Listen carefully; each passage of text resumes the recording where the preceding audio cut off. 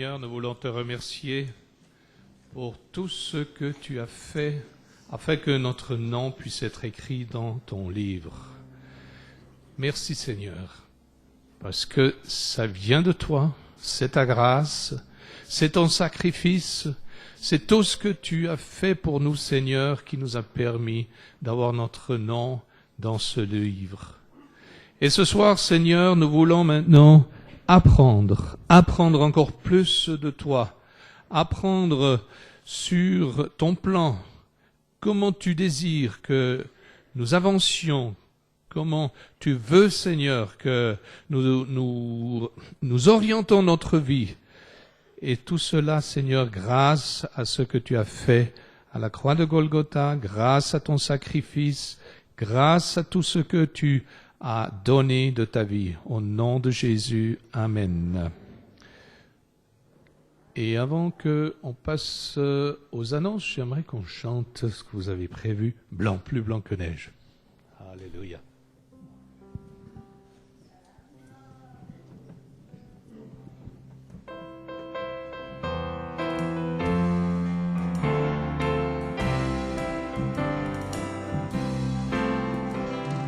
Jésus, par ton sang précieux, enlève mon iniquité.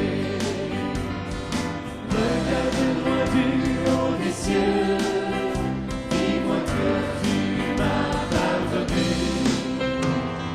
J'ai longtemps erré que rebelle, mais j'entends ta voix qui m'appelle. Au pied de ta croix maintenant, tout confus, brisé, je me rends. Blanc, plus blanc que neige, blanc, plus blanc que neige, lavé dans le sang de l'agneau, je serai plus blanc que la neige. Oh Jésus, ton sang précieux a lavé mon iniquité. Oui, tu m'as répondu des cieux, ton amour m'a tout pardonné. Je peux contempler, je puis croire, qu'en toi j'ai complète victoire. Au pied de ta croix maintenant, je me relève triomphant. Blanc, plus blanc que neige, blanc, plus blanc que neige, lavé dans le sang de l'agneau, je serai plus blanc que la neige.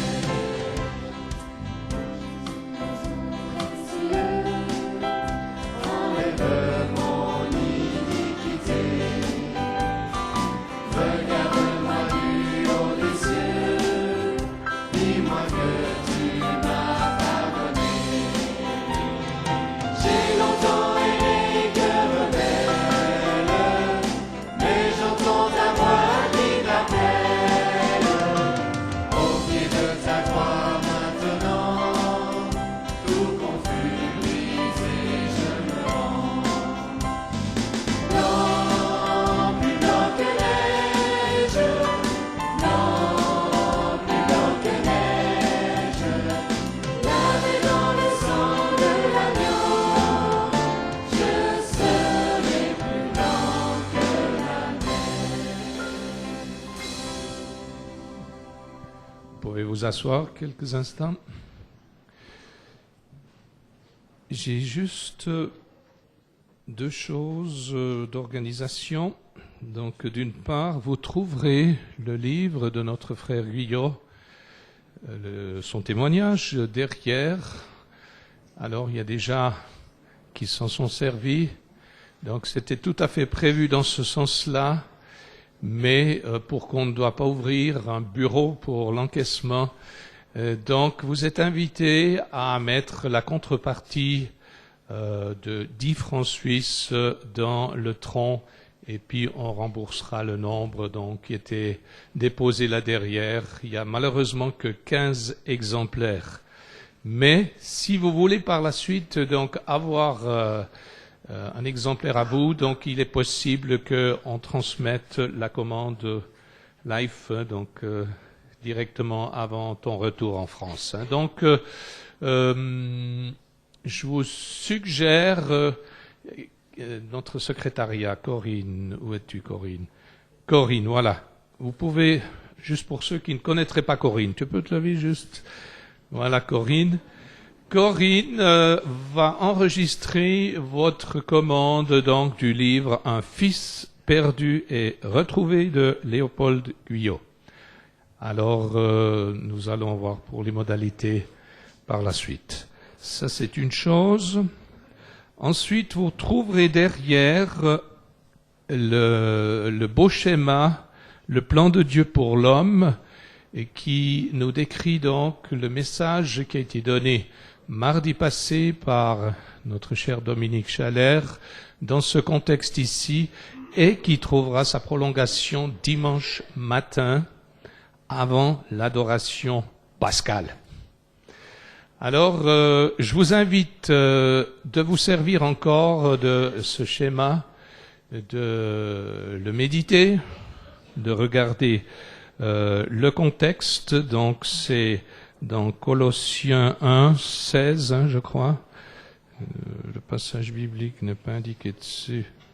Colossiens 1, 16 ou 17, quelque chose par là autour. Donc, vous pourrez donc vous servir de ce schéma qui vous donnera beaucoup d'informations sur le plan de Dieu pour l'homme.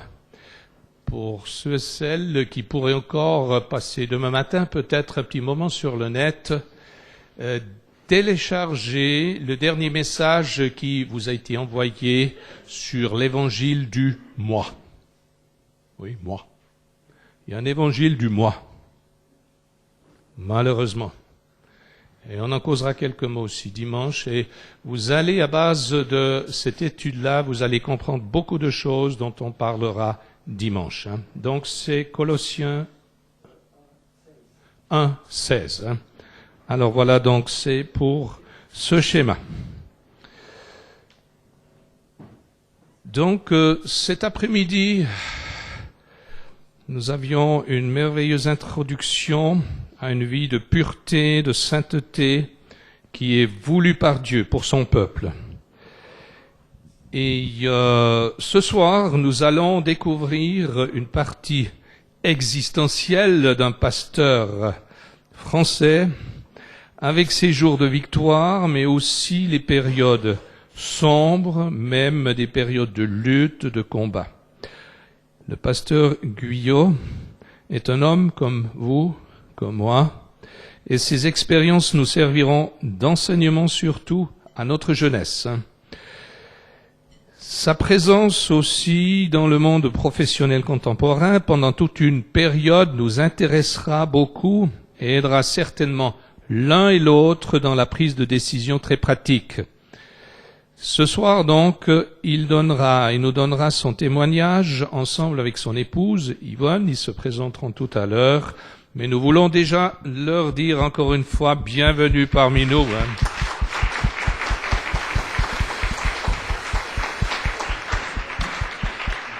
Nous avons beaucoup apprécié l'introduction cet après-midi, donc avec ce thème, la pureté face à l'immoralité ambiante, et ça avec sous le thème général, saint dans un monde malsain.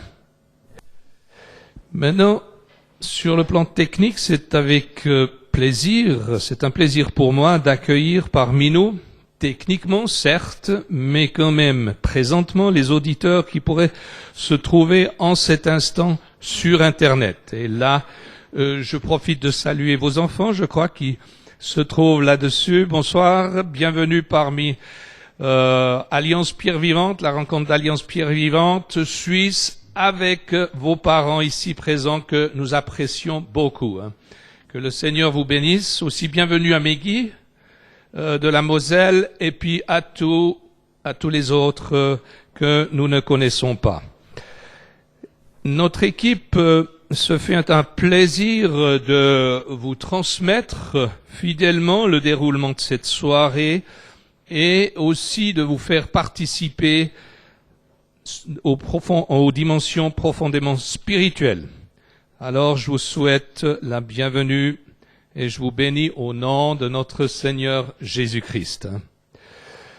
Il y a aussi peut-être la problématique de ceux et celles ici dans cette salle qui ne pourraient pas assumer leur présence sur le net. Donc si vous avez bien compris, ça se passe actuellement live sur Internet. Si vous ne pourriez pas assumer cette présence pour une raison ou pour une autre, vous avez là maintenant encore quelques instants pour sortir du champ de tir. Et puis, si vous voulez rester quelque part discrètement, c'est votre droit, c'est votre possibilité. C'est à vous de prendre cette décision. Hein. Maintenant, j'aimerais que, avant que nous écoutions ce récit ou ces récits, que nous prenions encore un instant devant le Seigneur. Un instant où, comme j'ai dit cet après-midi, c'est pas le Seigneur qui va venir, qui doit venir, qu'il faut invoquer, que absolument il vienne maintenant, le Seigneur est ici. Il a promis qu'il est au milieu de son peuple. Il est au milieu de ceux qui l'invoquent d'un cœur pur. Mais j'aimerais que justement on passe quelques instants, on devra les limiter, mais on passe quelques instants à ouvrir nos cœurs, à ouvrir tout notre être, nos pensées, toute cette dimension qui est au fond de nous, à nous ouvrir pour recevoir ce que le Seigneur a à nous dire ce soir. Et c'est à cet effet-là que j'invite de vous joindre à l'équipe de chant et de musique, et ils vont nous conduire encore quelques pas plus loin. À vous.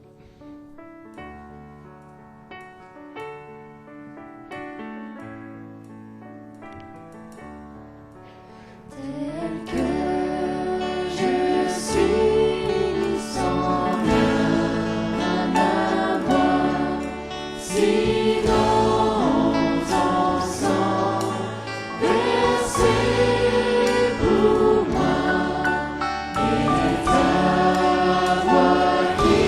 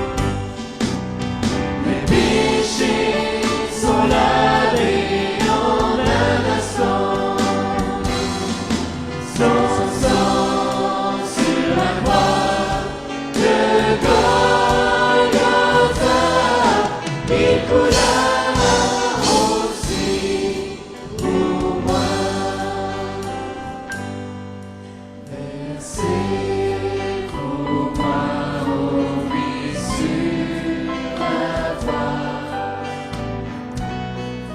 Mes péchés sont effacés, son sang me purifie, me donne la vie, tout en moi est transformé.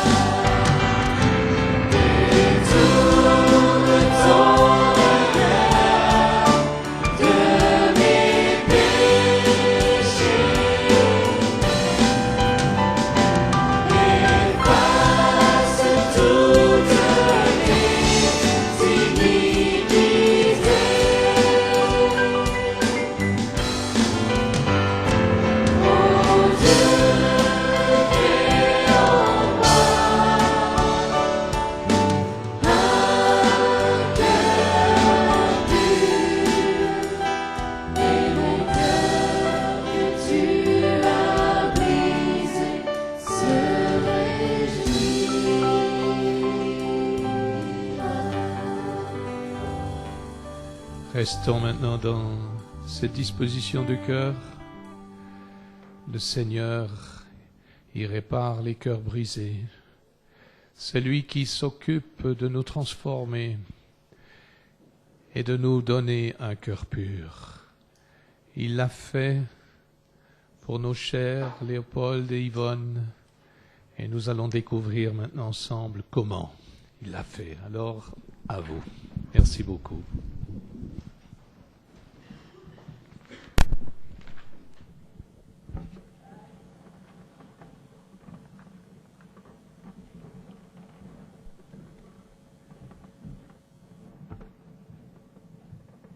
Eh bien, comme cet après-midi, nous vous saluons de la part du Seigneur, et aussi en notre nom, et nous nous réjouissons d'être avec vous. Nous nous connaissons un peu mieux, nous avons parlé avec les uns les autres, nous découvrons votre communauté, votre Église, et nous nous réjouissons donc d'être parmi vous, et nous croyons que si le Seigneur a permis que nous soyons là, c'est certainement pour, d'une part, vous encourager, vous exhorter, vous bénir, et nous avec.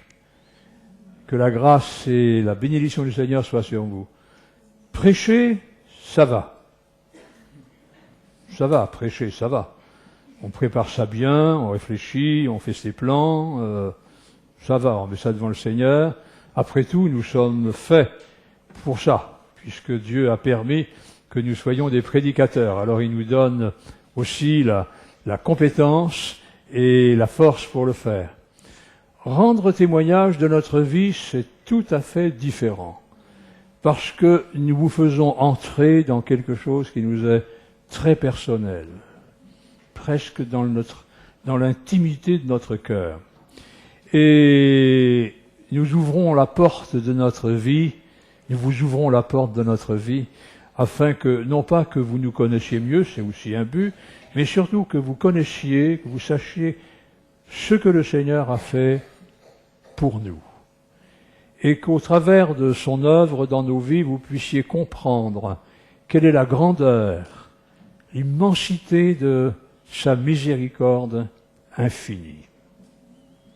Dieu est tellement élevé, grand, infiniment parfait et puissant, mais il est aussi infiniment miséricordieux au-delà qu'on puisse souvent l'imaginer.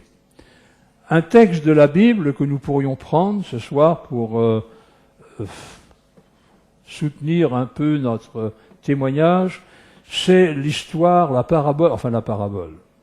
Ce que Jésus a raconté d'un fils qui un jour en eut assez d'être dans la maison de son père, qui voulut sa liberté, qui s'en est allé, celui qu'on appelle le fils prodigue, et qui plusieurs années après est rentré en lui-même parce que les difficultés de la vie, l'espérance ou l'espoir qu'il avait mis dans la vie s'était effondré. Le plan de carrière qu'il avait fait, on en parlera d'ailleurs du plan de carrière dimanche après-midi, je crois. Le plan de carrière qu'il avait fait s'est complètement détruit et misérable. Il est revenu vers son père. C'est pas le fait que le garçon revienne vers son père qui est le plus important dans cette affaire, quoique c'est très important, c'est surtout l'attitude du père à son égard. Extraordinairement merveilleux. Cet homme qui attend son fils depuis des années, qui enfin l'aperçoit au bout du chemin, qui court vers lui et qui se jette dans ses bras ou se jette l'un et l'autre dans les bras l'un de l'autre. En une fraction de seconde, tout le passé misérable de ce garçon a été effacé et il a retrouvé sa place. C'est ce qui nous est arrivé. Alors, c'est pas tellement facile à raconter. Il y aura ma part, il y aura celle de mon épouse, tout à fait différente. Vous pouvez voir que nous sommes différents l'un de l'autre. Et dans la vie, c'est pareil, elle a sa personnalité, et je vous prie de croire que c'est une personnalité. Et puis, si. Elle n'a pas l'air comme ça, mais heureusement qu'elle est là. Quelquefois, j'ai entendu un jour un pasteur dire « Je vous présente la sagesse que Dieu m'a donnée ». Et il nous a présenté son épouse. Je ne voudrais pas le faire devant vous ce soir avec elle, parce que peut-être que ça l'énorgueillerait un peu, alors bon. Elle vous dira elle-même ce que le Seigneur a fait pour elle. En ce qui me concerne, je me suis converti, j'avais c'est bien simple, c'était en 1952. J'avais 23 ans. Si vous faites le calcul, 1952, 2007, c'est vite fait, hein. Vous arrivez tout de suite à 78. Hein. 23 ans. Une personne, j'ai rencontré dans ma vie des personnes âgées qui m'ont donné des conseils. Je n'ai pas toujours écouté. Et une vieille institutrice m'a dit « Monsieur Guyot, vous aurez pas mal de problèmes parce que vous êtes à l'emporte-pièce. » Boum. Ah oui, ça s'est avéré juste. Et à cette époque-là, j'étais un jeune marié et nous venions d'avoir une fillette qui est décédée 3 mois après. Et nous étions dans une détresse assez grande parce que financièrement, moralement, physiquement même, nous étions dans l'épreuve.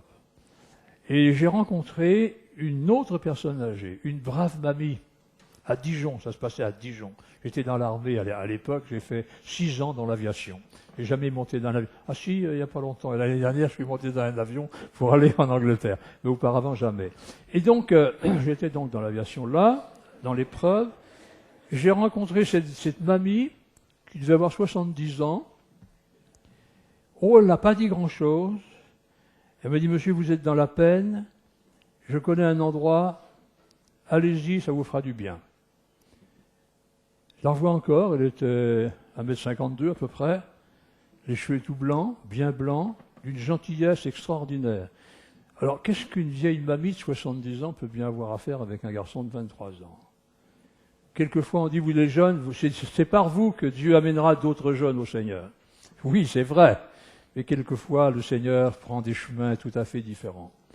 Et ma mère se trouvait là, à l'époque, à Dijon, nous rendre visite. Et alors, le soir, je suis allé à une première réunion avec ma mère dans une petite salle au fond d'une cour. Oh, à l'époque, il y a 50 ans, c'était pas comme maintenant, il n'y avait pas de sonorisation, il n'y avait pas de... c'était une toute petite salle d'une 50aine de places, des chaises en bois, un sol en ciment craquelé, des murs blanchis à la chaux. Et j'avais dit à ma mère, si jamais ce bonhomme qu'on va entendre est un charlatan, je lui vole dans les plumes.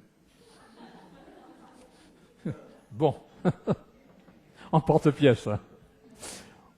On est arrivé. On s'est assis dans le fond de la salle, c'était commencé. Il y a eu quelques chants. C'était un prédicateur de 25-26 ans, un jeune prédicateur. Il nous a bluffés, pour employer un mot à la mode maintenant. J'étais là, scotché sur ma chaise, tout entier le fixant. J'ai dit, mais...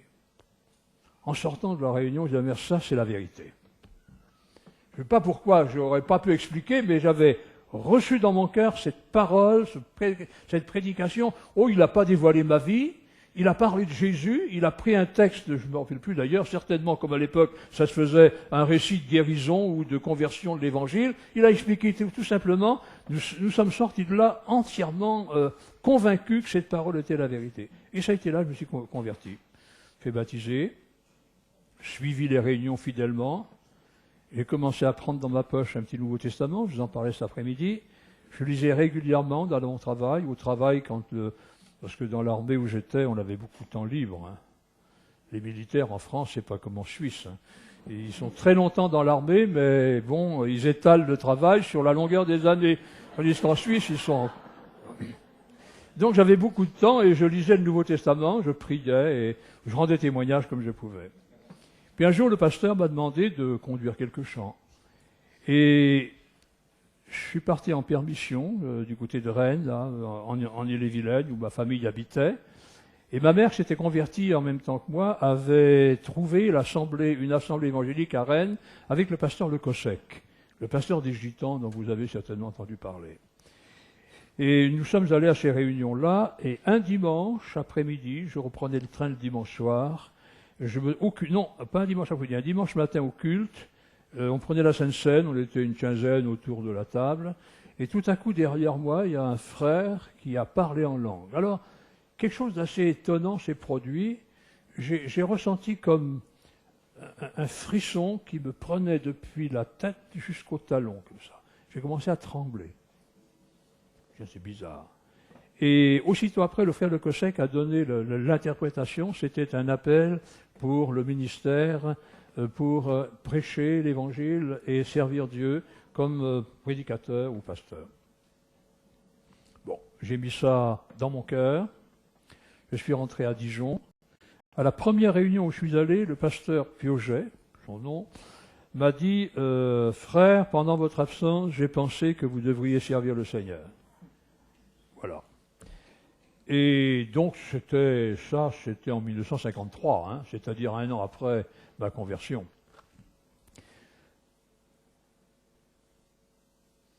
Alors, je n'ai pas demandé quelle formation j'allais avoir, dans quelle école biblique je serais allé. Je pense pas qu'il y en avait beaucoup à l'époque. Hein. J'ai commencé à prêcher à Châlons-sur-Saône. Et ma première prédication a été devant 4 personnes, dont un docteur, le docteur Ekes. Je me rappelle le son, celui-là. Gentil. Alors j'ai prêché « Repentez-vous, race de vipères ». Ah ouais. Je vous dis, à l'emporte-pièce. Personne n'a bronché. J'étais invité à déjeuner chez le brave docteur. Il m'a dit « Votre prédication, c'était plutôt du tonique, qui me dit, hein, c'est tout ce qu'il a dit. » Bon, et je suis rentré avec ça. Depuis, j'ai amélioré mon style.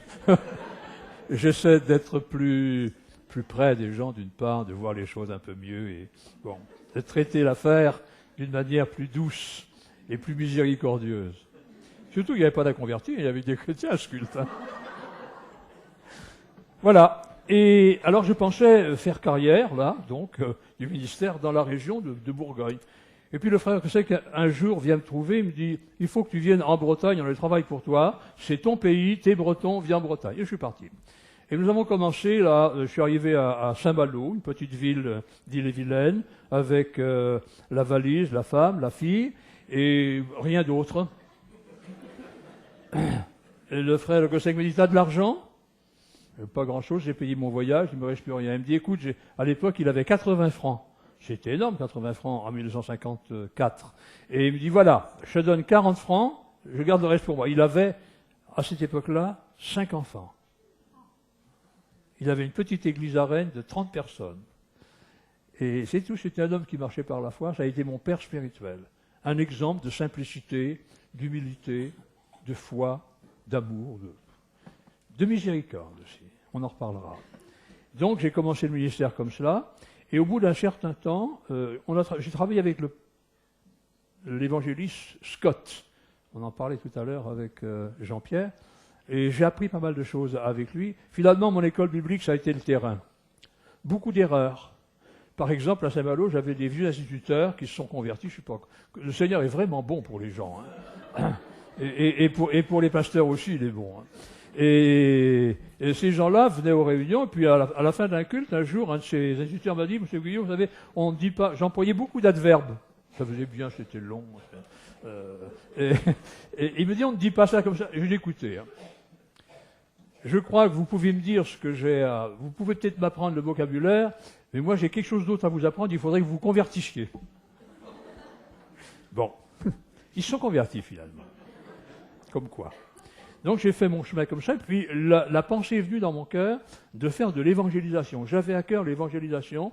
Il me semblait que Dieu m'appelait à un ministère d'évangélisme. Alors j'ai acheté une tente, un petit chapiteau à des gitans, et je me suis lancé à faire de l'évangélisation publique sur les places publiques. C'était plus facile à l'époque que maintenant en France. On s'implantait là, personne ne vous disait rien, et on faisait notre réunion, et voilà.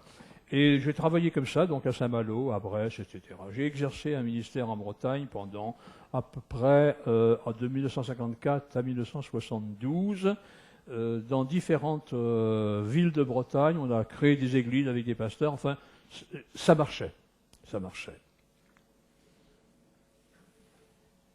Et dans le feu de l'action, je n'ai pas pris garde à certaines choses. Je crois que parmi les choses qu'il ne faut pas faire, il ne faut pas... Comment pourrais-je vous dire ça? Il faut réfléchir. Il ne faut pas que votre activité ou votre action dans l'œuvre de Dieu vous empêche de réfléchir.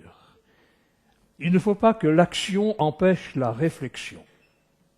Et malheureusement, j'étais tellement pris dans cette activité que je ne prenais plus tellement le temps de discerner ce qui aurait dû être fait, ce qui n'aurait pas dû être fait. Mais ça continuait quand même.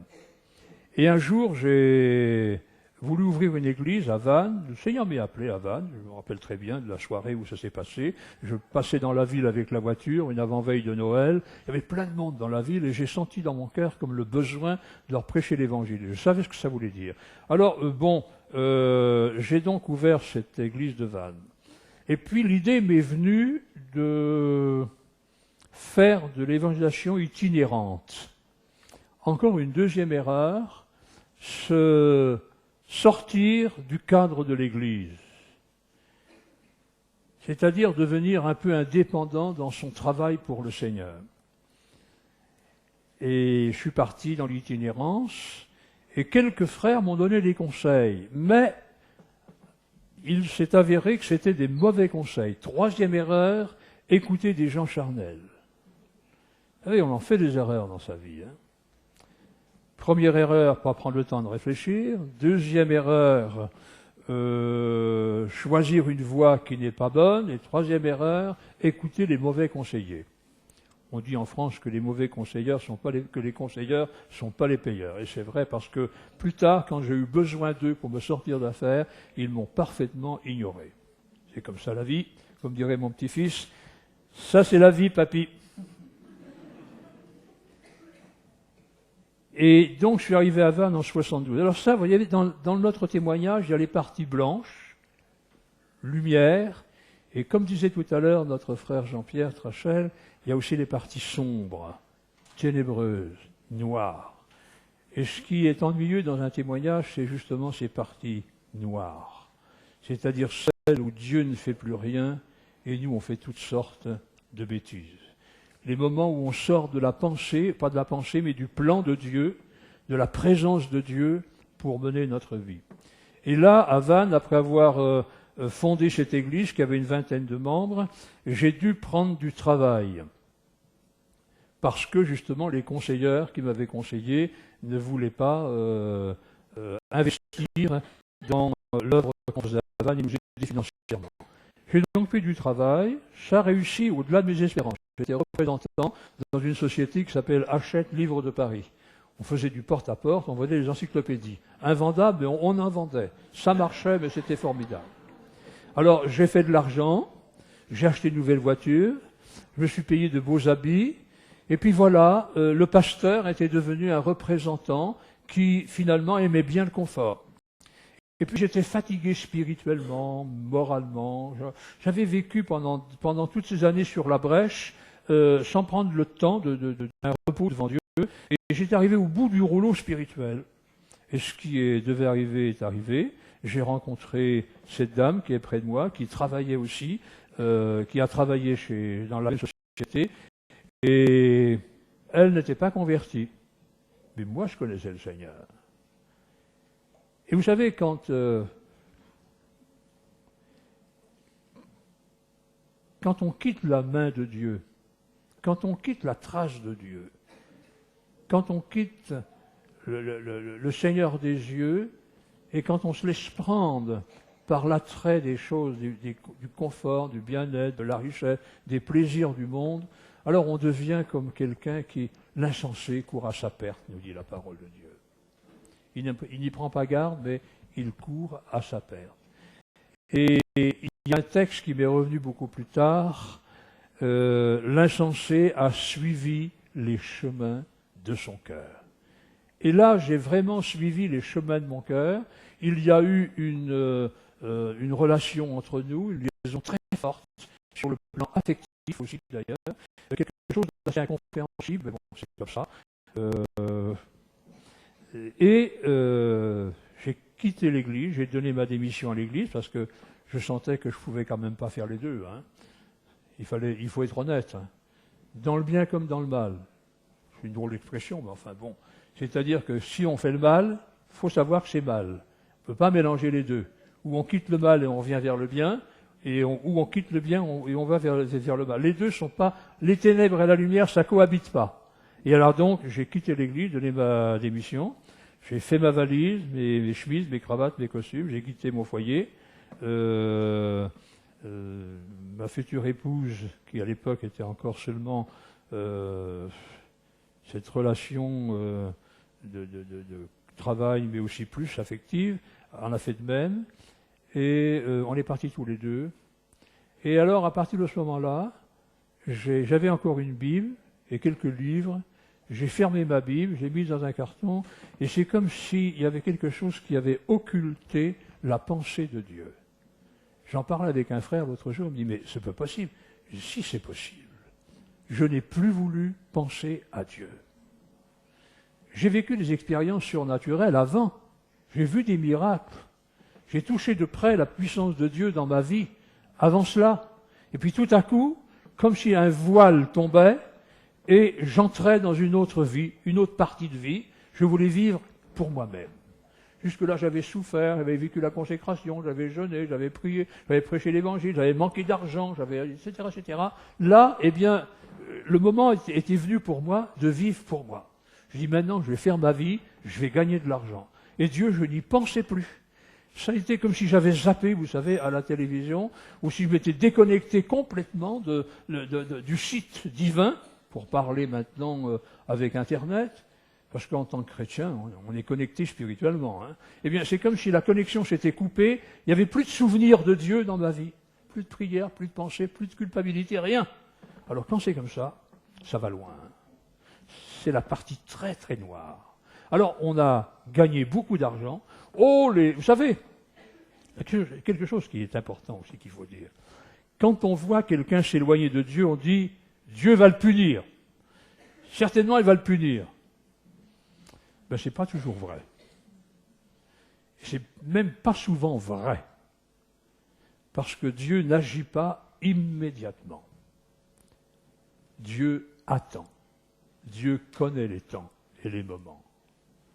Dieu voit notre chemin et il sait comment il interviendra et pas toujours de la façon dont nous le penserions. Et là, nous avons travaillé, on a commencé à faire les marchés, commencé par vendre des livres, ça ne marchait pas. Alors on a vendu des disques, là ça a marché. On a vendu de la pop musique, on a vendu de la variété française, tiens, on n'a pas vendu la variété suisse. Non, il y avait pas...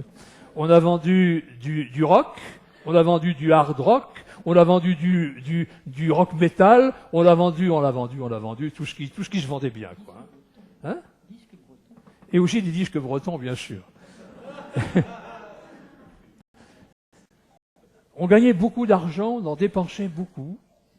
On menait une joyeuse vie, on avait des amis, on sortait en boîte, au restaurant, on achetait une maison, on achetait des voitures, enfin, c'était bien.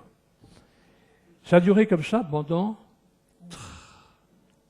de 72 à 85, 13 ans. On a croisé une fois sur notre chemin un prédicateur ou des prédicateurs gitans. Ça ne m'a pas rappelé quelque chose d'extraordinaire, ou du moins, je n'ai pas voulu me rappeler des choses extraordinaires. Et en 85, je passe très vite, hein, parce que on ne va pas mettre en détail tous ces moments de vie noirs. Hein? C'est dans le livre. Oui, c'est dans le livre, c'est sur Internet aussi. Donc en 85, il s'est passé quelque chose d'assez extraordinaire. Une nuit, j'ai été pris de malaise, barre à la poitrine, douleur dans les bras, suffoquement, écrasement. J'ai dit ça, il y a mon bonhomme, t'es fichu. Et c'est pas seulement moi qui ai dit ça. J'ai comme entendu une voix dans mon cœur, si tu ne reviens pas maintenant, ce sera terminé. Vous savez, il y a un temps de Dieu. pour revenir. Le Seigneur peut s'y reprendra plusieurs fois, mais là c'était le moment limite. Nous étions allés jusqu'à la limite de la patience de Dieu. Il faut vous dire qu'il y avait des dizaines de personnes qui priaient pour nous. Ce qui est terrible dans cette affaire, que j'ai ressenti après, c'est la souffrance que l'on cause aux autres. Parce que nous, on vit dans l'insouciance, dans le plaisir, dans l'argent, dans le bonheur, entre parenthèses, mais les autres, la famille, les enfants, les parents, les frères et sœurs, les autres églises, et tout ça, c'est une souffrance énorme qu'on a engendrée et produit, mais sur le coup, on ne s'en rend pas compte, c'est après qu'on allait s'en rendre compte. Donc, j'ai eu cet avertissement de Dieu, et le lendemain matin, j'ai refouillé dans mes cartons pour retrouver une Bible, mais je n'osais pas lire la Bible. Je sais pas, il y avait quelque chose, j'avais peur. J'avais pas peur, honte, j'avais honte. Et j'ai retrouvé un livre, La Croix et le Poignard, de David Wilkerson. Alors j'ai commencé à le lire, et au fur et à mesure que je le lisais, je descendais tous les matins, on l'avait acheté un appartement au-dessus du magasin, et il y avait une arrière-boutique, je descendais très tôt, et avant l'ouverture du magasin, je me mettais là, dans l'arrière-boutique, petit bureau, et souvent à genoux d'ailleurs, le livre sur une chaise, et je lisais cela, et j'éprouvais de la honte devant Dieu. Ça a été terrible. Et je me dis, Seigneur, que le retour du Fils prodigue a dû être difficile. Surtout que, quand un retour se produit, c'est toujours malgré soi, c'est parce qu'on ne peut pas faire autrement. Là, le fils prodigue n'a pas pu faire autrement, il n'avait plus de secours nulle part que le retour vers son père. Moi, je ne pouvais pas faire autrement parce que si j'avais résisté à cet appel de Dieu pendant la nuit, je ne serais pas là ce soir pour vous en parler. Mais ça a été difficile parce que on ne revient pas fleur au fusil, comme on dit. Seigneur, me voilà. C'est dans la détresse profonde, la honte profonde, les pleurs. Ça a duré comme ça pendant quelques jours quand même. Mais au fur et à mesure que je lisais ce livre de David Wilkerson, je me rapprochais du Seigneur et je ressentais l'attirance, l'attrait de Dieu. Dieu m'attirait de nouveau à lui. Et quelque chose d'étrange se produisait dans mon cœur, c'est que, au fur et à mesure, la paix du pardon de Dieu venait dans mon cœur. C'est comme si Dieu disait « j'efface ton péché ». Je me suis remis à lire la Bible, les psaumes d'ailleurs, d'un bout à l'autre, et je m'identifiais à ces prières de David, à ce qu'on a chanté tout à l'heure. « Seigneur, annonce-moi l'allégresse et la joie, pardonne mon iniquité », etc., etc. Je connaissais la Bible, j'avais prêché pendant 18 ans. Et là, tout me revenait d'un coup. Tout ce que j'avais zappé, tout ce que j'avais voulu oublier, ça revenait dans mon cœur. Et 15 jours ou 3 semaines après, j'avais retrouvé la paix intérieure. J'avais retrouvé le Seigneur et le pardon de mes péchés. C'est pas long, 15 jours, 3 semaines. Puis voilà que tout à coup, m'est apparue la situation dans laquelle nous nous trouvions. Divorcé, remarié avec un enfant. Et j'avais été assez longtemps dans les assemblées de Dieu pour connaître que c'était une situation intolérable aux yeux de Dieu selon on y reviendra peut-être un jour, mais selon le concept de ces églises et de certaines autres églises, je vivais dans l'adultère. Pas si sûr que ça aujourd'hui. Mais enfin bon, on en reparlera. Donc, je me trouvais dans un dilemme. Qu'est-ce que je vais faire? Est-ce que je dois divorcer de mon épouse actuelle et puis qu'elle retourne avec son ex-mari et moi avec mon ex-conjoint? Et la fille, qu'est-ce qu'on va en faire? Est-ce que je dois continuer? Alors, je ne sais plus que faire. Alors, j'ai prié, j'ai dit, Seigneur, envoie-moi un de tes serviteurs. Alors, j'ai nommé 3 hommes que je connaissais bien, avec qui j'avais travaillé, un tel et un tel. Le 3e, c'était Clément Lecossec. Et j'ai dit, Seigneur, je connais les 2 autres, je connais Lecossec aussi, s'il te plaît, envoie-moi Clément. C'est pas difficile, hein, je savais que c'était le plus miséricordieux. Et 8 jours après, nous étions dans le magasin, j'étais occupé avec un client, je finis mon travail avec ce client, je me détourne, qu'est-ce que je vois? 2 personnes, le pasteur Le Cossec avec son épouse qui était là. Alors, il faut vous dire quand même quelque chose, c'est que lui ne savait pas où j'étais. Il ne savait pas que je tenais un magasin de disques. En plus, il ne venait pas chercher des disques, il venait pour chercher des piles pour sa machine à écrire qu'il avait oublié d'éteindre le soir d'avant et qui s'était déchargée pendant la nuit. Quel hasard, hein, on dirait, comme Dieu a conduit les choses. Alors, il est arrivé là et je lui ai raconté mon histoire. Alors, on est monté à l'appartement et il m'a donné la parole de Dieu. Il m'a dit, écoute, 2 cellules ont été détruites, une 3e s'est reconstituée, on ne va pas casser cette cellule pour essayer de réparer les autres, ça ne marchera pas. Alors, je te dis, comme a dit le Seigneur à la Samaritaine, va et maintenant marche avec le Seigneur. Et c'est ce qu'on a fait. Voilà comment le Seigneur m'a ramené vers lui. Alors là intervient, je ne vais pas la laisser debout plus longtemps, là, parce que après son témoignage, j'aurai encore quelque chose d'autre à vous dire, intervient le témoignage de ma femme. Mais seulement, avant de laisser la parole, je vais quand même vous dire quelque chose. Faut pas? Je ne vais pas parler d'elle, non, non, non, non. Je la laisserai s'expliquer. Il y a, lorsque j'étais pasteur à Vannes, on avait des rencontres pastorales dans le secteur. Et lors d'une de ces rencontres pastorales, on a annoncé la nouvelle d'un pasteur qui était tombé dans le problème d'une femme et qui était partie aussi, qui avait quitté le ministère. Et ça m'avait particulièrement choqué. Je me dis, mais on ne fait rien pour ce frère, on n'essaie pas de le voir Oh, je ne sais pas si je devrais vous le dire, mais enfin, je vais vous le dire quand même. Quelqu'un a dit « Malheur à celui qui tombe ». Terrible, hein? Alors, il y a une chose que j'ai découvert après. J'ai vu tout le verset après. On n'avait cité que la moitié. On fait souvent comme ça pour condamner les gens. On ne cite que la moitié d'un texte. Il est écrit « Malheur à celui qui tombe et qui n'a pas de compagnon pour le relever ».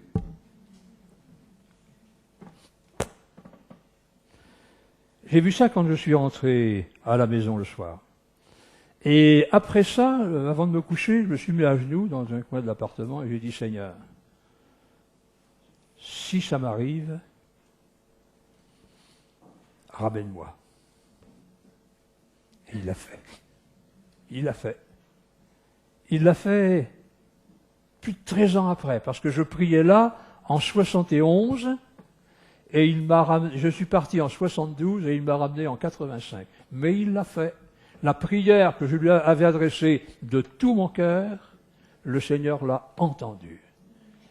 Je voudrais vous dire aussi ceci, c'est qu'il ne faut pas que notre témoignage serve d'alibi à qui que ce soit.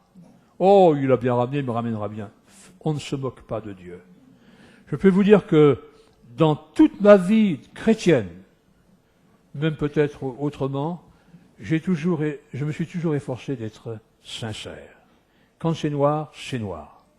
Quand c'est blanc, c'est blanc. Quand c'est rouge, c'est rouge. Quand c'est péché, c'est péché. Quand c'est bien, c'est bien. Et c'est cela que Dieu apprécie. C'est ça qu'il a apprécié dans David. L'homme selon le cœur de Dieu, c'était un homme droit. Si j'avais caché mes transgressions, il ne m'aurait pas pardonné. Il faut être droit avec le Seigneur. Et je pense que ça a été une des raisons pour lesquelles le Seigneur, qui avait dit, quand je vous ai cité le texte tout à l'heure, le rebelle a suivi le chemin de son cœur, dans un autre endroit il est dit, j'ai vu ses voies, mais je le guérirai. Et il l'a fait. Et alors à ce moment-là, quand le frère Cossec est venu, eh bien, ma femme vous racontera ce qui s'est passé pour elle après cela. Donc ce frère Le Cossec et son épouse se trouvent dans le magasin. Ah. Il marche, hein? Ouais. Ouais, ça marche pas. Donc ce frère, le Cossack, rentre dans le magasin. Ils s'embrassent comme du pain et du beurre. Je n'avais jamais vu ces gens-là. Et il me dit, je monte avec eux. Va chercher à manger, ferme le magasin, va chercher, on va dîner ensemble. Ah, bon, je ne connaissais pas du tout. Alors, comme je suis assez timide, je me dis, je sais pas, on va voir ce que c'est. Parce qu'il me dit rien. Il monte avec sans me dire qui il est. Alors j'arrive en haut, bonsoir monsieur, bonsoir madame, bonsoir. Vous êtes croyante? Oh. Bah, j'ai dit, je suis d'origine catholique. Je suis pratiquante, oui, jusqu'à mes 26 ans, 27 ans, j'ai pratiqué la messe, les vêpres, les réunions de semaine, etc. Mais vous croyez en Dieu? Bah, je dis, oui, je crois en Dieu. Mais puis il a commencé à me poser des questions. Je lui dis, mais qu'est-ce que c'est que ce monsieur? Alors je me retourne vers mon mari, je lui dis, mais il faudrait peut-être que je sache quand même qui sont ces gens qui me posent des questions comme ça. Alors il me dit, ben voilà, c'est un pasteur gitan qui fait une mission dans la région. Et si tu veux, on pourra aller à la réunion demain soir. Bah, chez les gitans, pas une très bonne renommée des gitans. Je dis bon. Évangélique, bah, je suis catholique, hein, je vois pas pourquoi j'irais changer, mais enfin bon. Je te suis. Alors comme on avait notre petite qui avait à l'époque 8 ans. 85, elle avait 8 ans. 8 ans, bah, obligé de l'amener avec nous, hein, on l'aurait pas laissé. Alors il nous a suivis, bien entendu. Et puis là, bon, comme on était donc commerçants, j'étais commerçante, j'étais habillée pantalon, coiffée toujours un peu comme ça, assez maquillée, enfin bref. Puis plein parti à cette réunion de prière. C'était sous une toile de tente, et puis plein de monde, plein de femmes avec des foulards, des grandes jupes. Oh là, où est-ce que j'arrive ici? Alors je me faufile tant que je peux dans le côté comme ça de la tente. Et puis la réunion commence, il commence à prier. Bon, il s'adresse directement à Dieu, quoi. Je connaissais pas ces prières-là, moi. Pour moi, c'était le Notre Père, le Je vous salue Marie. Bizarre. Et puis il y en a qui se mettent à prier, puis raconter leur vie comme ça au Seigneur, et puis qui se mettent à pleurer, tout ça. Oh, je dis, où est-ce que je suis tombée? Voilà. Et puis bon, la réunion se termine, et puis on rentre à la maison. Puis je lui dis, bon, c'est un peu, enfin, on en parle, hein, de cette réunion, cette façon de prier, tout ça, qui m'avait vraiment touchée, parce que je me suis rendu compte que c'était plus ce que moi, la façon dont je priais. Que c'était vraiment quelque chose de vrai, qui s'adressait à quelqu'un de vivant, que je ne connaissais pas. Alors, mon mari me dit, veux-tu venir au culte le dimanche matin? Parce que c'était une mission de 3 jours ou 4 jours. Bah, oui, je vais aller au culte. Moi, j'allais habitué à aller à la messe, je vais aller voir ce que c'est. Puis là, c'était le pasteur, le Cossack, qui prêchait, et il a eu un message sur la croix. Il a parlé des péchés. Il a parlé du sang de Jésus qui nous avait lavé, purifié de nos péchés. Alors j'ai commencé, moi, à voir le film de ma vie se dérouler devant mes yeux. Et j'ai vu que j'étais vraiment pécheresse. Et là, j'ai commencé à pleurer, à pleurer, à pleurer. D'un côté, il y avait mon mari, de l'autre côté, il y avait la femme, Madame Le Cossack. Ils ont été obligés de me soutenir parce que je m'écroulais. Je ne savais plus où me mettre. J'avais honte. J'avais l'impression que tout le monde me regardait, que j'étais noire, mais noire. Je voulais plus voir personne. Je suis sortie comme ça. Je tremblais. J'avais la tête cachée comme ça. Et puis, Monsieur Le Cossack, avec un autre pasteur qui était là, Monsieur Taubois, ils nous invitent à aller dans la caravane du frère Le Cossack. Bon, je dis, alors là, attention. Qu'est-ce qui va se passer? Et puis, oui, en effet. Les deux pasteurs, ils m'ont seriné, hein. Ils m'ont dit, bon, est-ce que vous croyez que Jésus est mort pour vous sur la croix? Je dis oui, je crois. Là, j'ai compris ce matin. Le Seigneur m'a vraiment éclairé ce matin. Que jusque-là, j'étais vraiment dans les ténèbres. Je n'avais pas compris que le Seigneur Jésus était mort pour moi. Je savais que le Seigneur Jésus était mort sur la croix, mais pour moi, c'était pour tout le monde, hein, pour le monde entier. Mais c'était pour moi, c'était personnel. Et là, je me suis vraiment repentie. Et alors là, il y avait un problème donc qui se passait, parce que, vu notre situation, le pasteur n'était pas tellement d'accord pour nous recevoir dans son église. Alors le Clément Lecossec, étant miséricordieux, a réussi à raisonner ce pasteur pour nous accueillir dans son église le dimanche. Et puis on est allé au culte, j'allais au culte, mais il ne croyait pas dans ma sincérité. Il ne croyait pas que j'avais vraiment fait une repentance, il ne me croyait pas. Et il a... Je ne sais pas si je dois le dire. Oui. Tant pis pour les pasteurs, hein. Non, mais ils sont pas tous pareils. Ils ne sont pas tous paroles, heureusement. Il appelle mon mari, après un culte, dans son bureau, et puis il lui dit, la femme avec laquelle vous vivez fait semblant de se convertir pour pas que vous la larguiez. Alors il est sorti de là. Croyez-moi qu'il était plutôt en colère. Hein. Il dit, voilà ce qu'il m'a dit le pasteur. Je lui dis, écoute, il verra bien au fil des temps, hein, si vraiment je suis converti ou pas. Si je suis avec toi seulement parce que je t'aime, ou si je suis avec toi et que j'ai aussi donné mon cœur à Jésus, que j'ai changé de vie.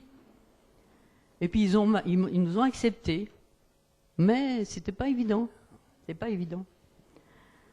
Et puis au bout de quelques temps, quelques mois, je pense, non, entre autres, quand même, ce qui est important, nous sommes allés à une convention nationale des Gitans.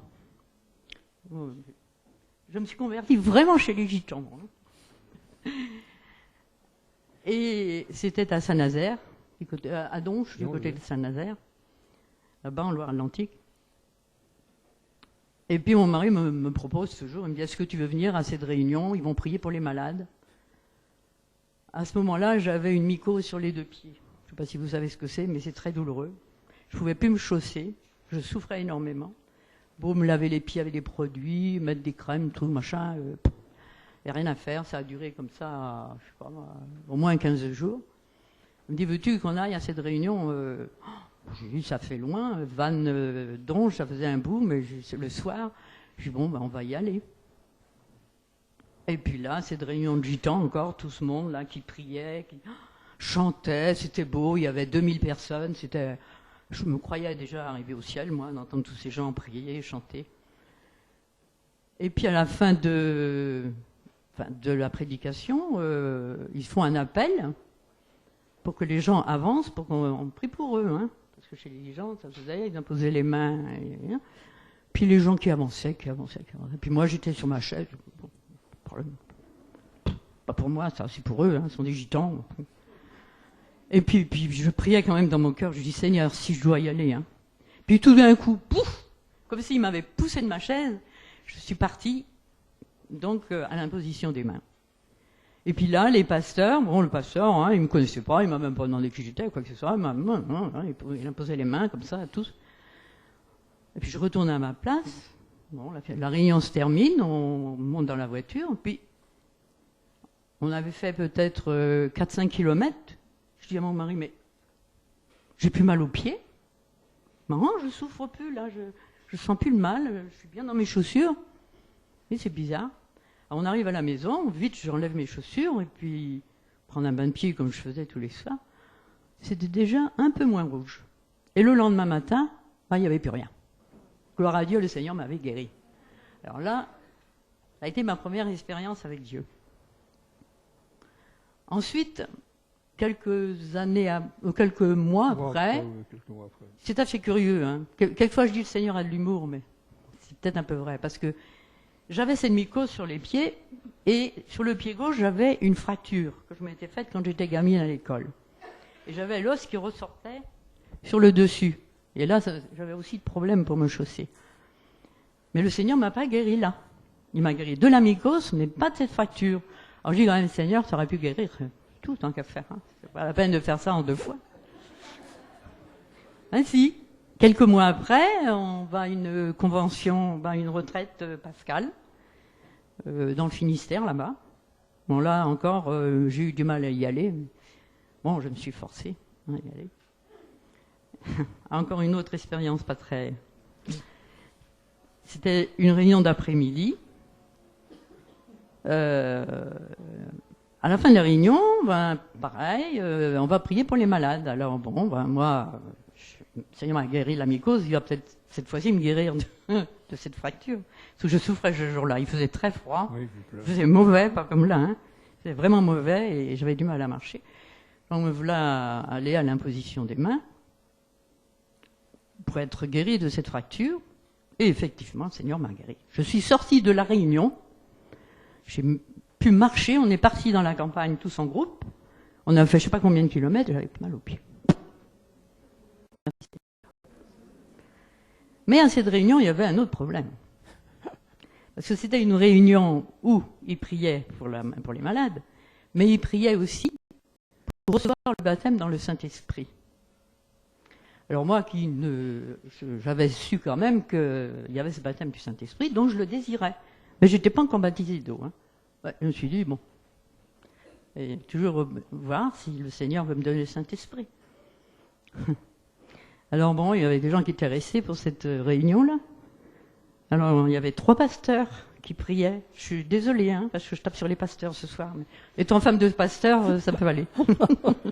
On s'est rattrapé après. Il y avait 3 pasteurs qui priaient, qui passaient dans les rangs. Puis moi, j'étais dans un rang. 2 pasteurs passent, mais vite. Le 3e, me voyant là, il a eu pitié de moi, il est venu quand même. Il m'a imposé les mains. Bon, pas été baptisé dans le Saint-Esprit ce jour-là, mais j'ai été baptisé après. Enfin bref. Bon, donc cette retraite pascale, là, avait été très enrichissante pour moi, parce que j'avais été quand même guéri de cette fracture au pied.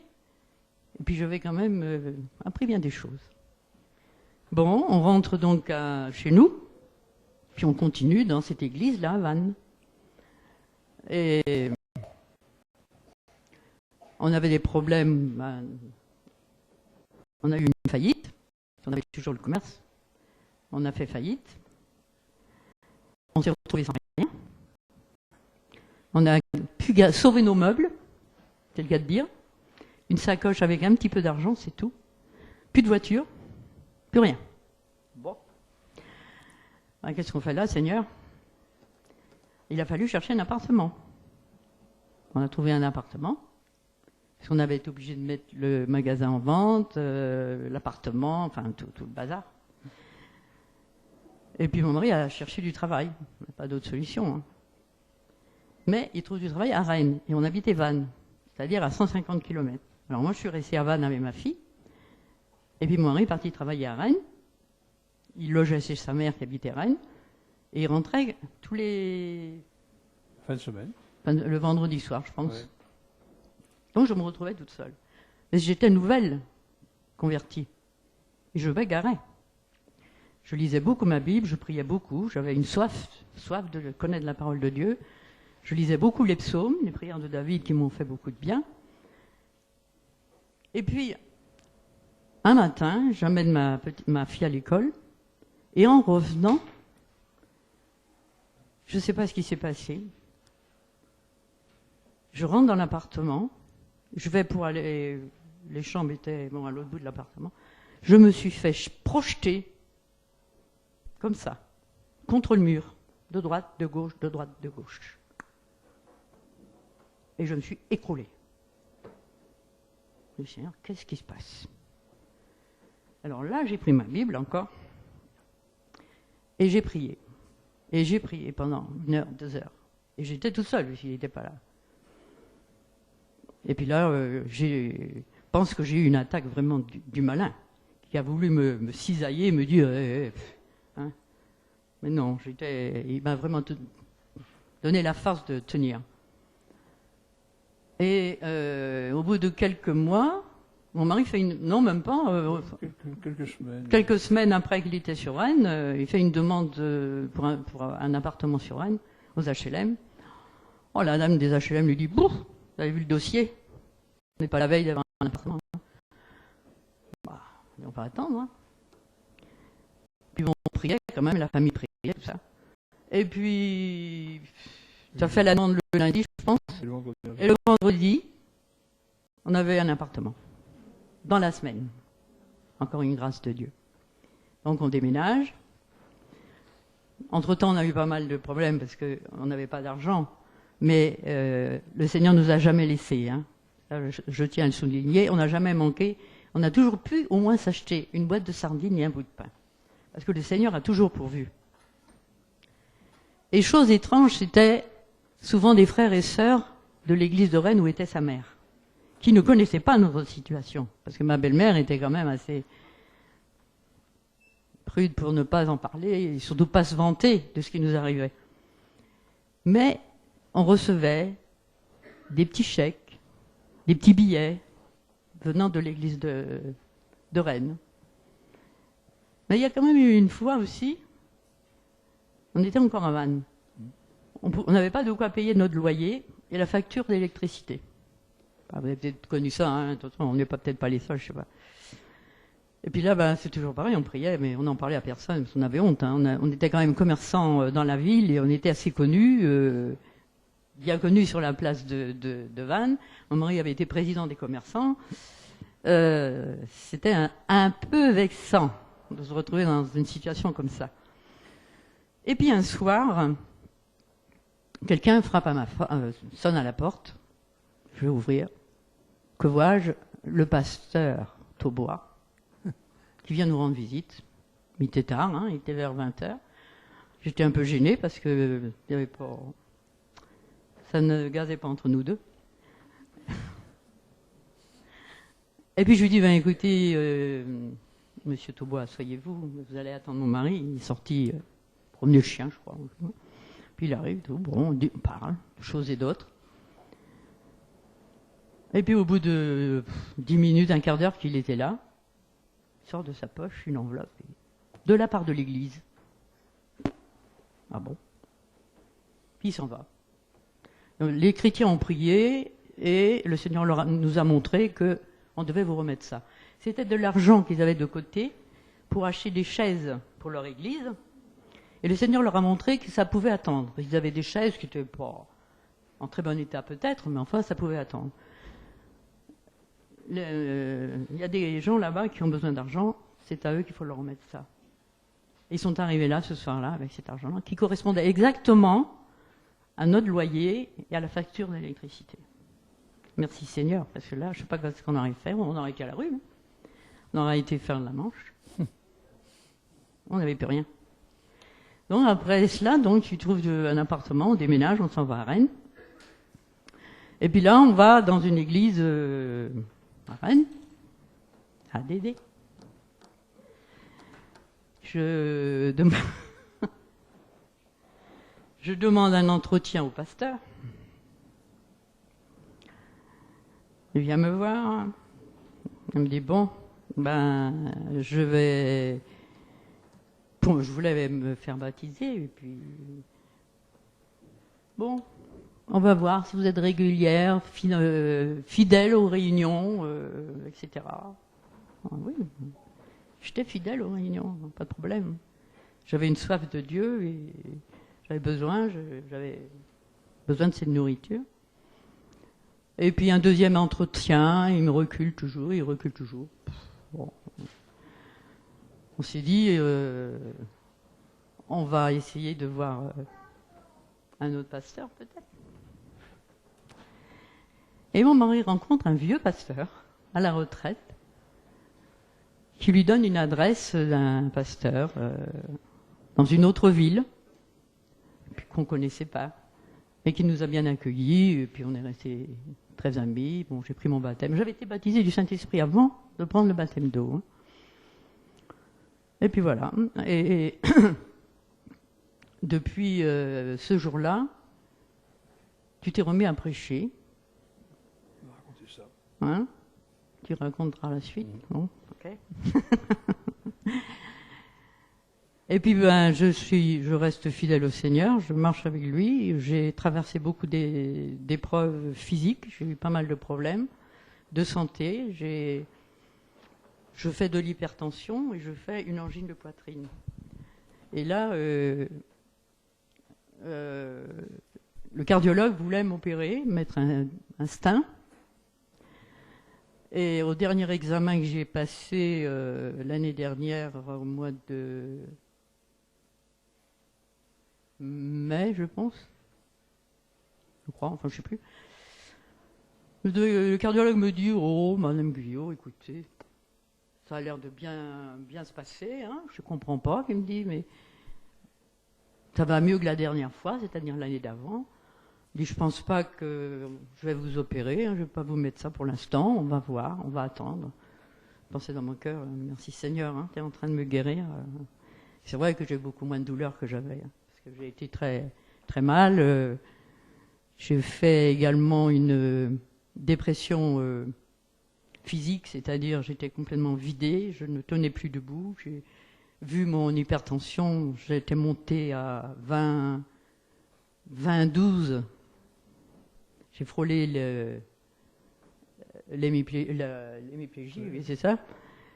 Ça m'était tombé sur la vue, j'avais perdu la vue là pendant pas longtemps, hein, quelques heures, le temps d'aller voir l'ophtalmo et puis mettre des gouttes. Et bon, je pense que je m'en suis sortie comme ça. Et puis quand j'ai eu cette dépression physique, le docteur me dit « Oh, vous savez, vous n'êtes pas prête de vous remettre. Hein. Alors là, vous avez certainement au minimum 3 ans sans pouvoir sortir, faire votre travail, etc., conduire et tout. » Oh, 3 ans. J'avais à l'époque, je sais pas quel âge, moi, 45 ans peut-être, un truc comme ça. Oui. Non, un peu plus. Je devais approcher la cinquantaine. Je dis, ben, si je suis foutu à 50 ans, c'est pour moi. Ma vie est courte quand même. Alors j'ai continué de prier le Seigneur, on a continué de prier le Seigneur, les frères et sœurs, tout ça, tout le monde s'y est mis. Et puis, en fait, 1 mois et demi après, j'ai pu reprendre ma vie normale. Alors le docteur n'a pas compris. Il me dit, mais qu'est-ce que ça veut dire? Vous pouvez faire ceci, vous pouvez conduire, tout ça? Mais je lui dis oui. Il dit, alors là, mais c'est un miracle. Moi, je lui dis oui, exactement. Je lui dis, c'est un miracle de Dieu. Vous y croyez, qu'il me dit? Je lui dis oui. Pas vous, docteur? C'était l'occasion. Oh, il me dit, bah oui, d'accord, ok, n'en parlons pas. Et puis, donc j'ai repris ma vie normale, entre guillemets, hein. On a continué l'église quand même, parce qu'on avait une charge d'église à ce moment-là. Je gardais des enfants, parce que je travaillais pour l'hôpital qui n'était pas très loin de chez nous. Je gardais les enfants des infirmières à différentes horaires. Mais j'ai pas pu reprendre mon travail pour garder les enfants. Le docteur m'a mis en invalidité. J'avais donc 54 ans, quoi. Mais enfin, j'ai quand même pu reprendre le volant et puis un peu d'activité, au moins chez moi, quand même. Et là, je suis suivie, bien sûr, régulièrement, tous les trimestres, mais apparemment, ça va de mieux en mieux.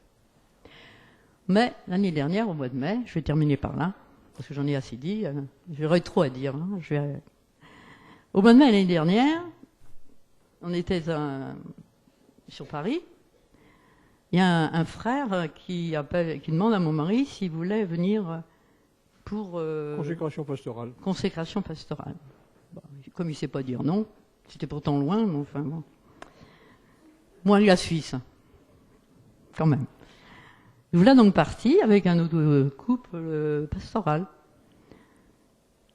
Et dans cette réunion, c'était des Africains. Je n'ai rien contre, hein, mais enfin, il y avait pratiquement que des Africains. Oui, hein. c'est africain.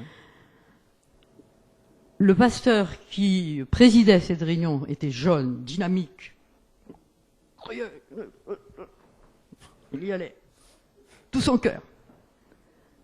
La musique, à fond. Et boum, et puis... Et la sœur qui était avec moi me dit, oh là là, je peux plus, j'ai mal à la tête, je sors, je prends des cachets. Puis moi, bien ça, j'ai pas voulu, pas déranger comme ça, bon, je suis restée. Et oui, mais quand la réunion est finie, je suis sortie de là, je n'entendais plus. J'avais un mal de tête. On est rentré à la maison, je dis à mon mari, je prends un cachet, je me couche. Parce que là, ça va pas. Hein. Je me suis couché, j'ai pris un cachet, j'ai dormi. Je me réveille le lendemain matin, prends le petit déjeuner, je dis à mon mari, je n'entends pas. Si j'ai un problème sérieux, je n'entends plus. Oh, il me dit, c'est peut-être un bouchon de cérumen. Bah, j'ai eu subitement, comme ça, ouais. Mais il me dit, peut-être quand même, il faut peut-être prendre ça au sérieux. Il me dit, je vais téléphoner en urgence à un ORL. Bah, lui serait peut-être plus sage, hein, parce que on ne sait pas. On va chez l'ORL, qui me prend tout de suite. Elle me regarde bien les oreilles, elle me dit, non, non, il n'y a pas de bouchon de cérumen. Elle me fait un audio test. Prends ma tension. 19, je ne sais plus combien. Oh, il dit, vous avez fait une poussée de tension. Voilà. C'est l'hôpital, hein, tout de suite en urgence. Bon, bah, je lui dis non, hein. Sûrement pas. Je dis, pas aller à l'hôpital comme ça.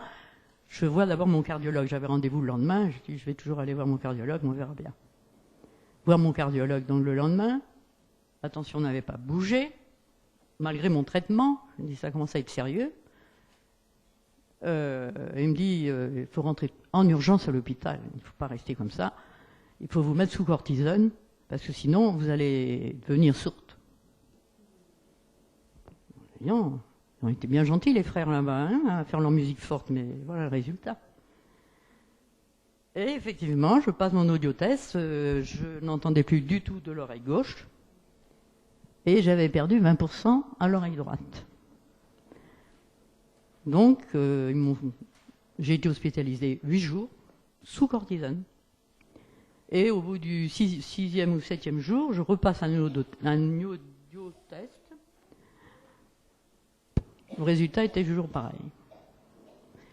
La docteur me dit, de toute façon, madame, on ne peut plus rien pour vous. Vous avez été 8 jours sous cortisone. Il n'y a pas un seul traitement, il n'y a pas d'opération, il n'y a rien qui puisse vous soulager. Vous allez être obligé de vivre comme ça, avec ça, ou vous appareillez. Je me trouvais un peu jeune pour mettre un appareil. Et alors, curieusement, il y avait sa petite fille qui se trouvait là, parce que sa maîtresse avait une réunion, comme ils ont souvent, pédagogique. Et cette petite dit, mais si toi tu peux pas, maman, Dieu peut la guérir. Ah bon. Alors moi je suis partie avec ça, dans ma chambre. J'ai pris ça comme une parole qui a été donnée par cette petite pour m'avertir que Dieu allait me guérir. Effectivement, j'ai retrouvé pratiquement, au dernier examen que j'ai fait, pratiquement tout ici, à gauche, hein, j'entends, à droite bien, mais alors j'ai un autre problème quand même, c'est que je fais de l'acouphène. On en parlait avec Jean-Pierre, il en fait aussi, c'est ce que c'est très douloureux, très désagréable. Des jours où on ne sait pas où se mettre. Malgré un petit cachet que je prends, qui n'avance pas à grand-chose à mon avis, mais enfin bon, bref. Eh ben, je compte sur le Seigneur, hein, puisqu'il m'a dit qu'il allait me guérir, je pense qu'il va me guérir de l'acouphène. Bon, ça sera peut-être dans quelques mois, je n'en sais rien, mais j'ai mis ma confiance en Dieu pour cela, comme pour le reste. Il m'a guéri déjà plusieurs fois, j'ai dit, Seigneur, pas de raison que tu ne me guérisses pas de ça. Tu ne vas pas me laisser comme ça. C'est pas vrai. Alors voilà. Je rends gloire à Dieu et grâce à Dieu que je suis encore là ce soir pour vous raconter tout ça, parce que j'ai oublié de vous dire, c'est que à une période, quand donc on est parti, j'ai failli me suicider 2 fois. Mais le Seigneur m'a toujours empêché. Il avait un plan pour moi que j'ignorais, parce que je me suis convertie après. Parce que quand on est parti, je n'étais pas convertie, je me suis convertie après. Et j'ai compris pourquoi que je ne me suis pas foutue un soir sous un train et un autre soir dans une rivière. Le Seigneur m'a empêché. Je rends gloire à Dieu. Eh bien, que le Seigneur soit béni pour sa bénédiction. Moi, je connais ce témoignage. Hein. depuis déjà pas mal d'années, et je rends grâce à Dieu qui me la garde. Et c'est une force dans ma vie aussi, et on est une force l'un pour l'autre. Que Dieu nous bénisse. Allez, à t'asseoir. Merci.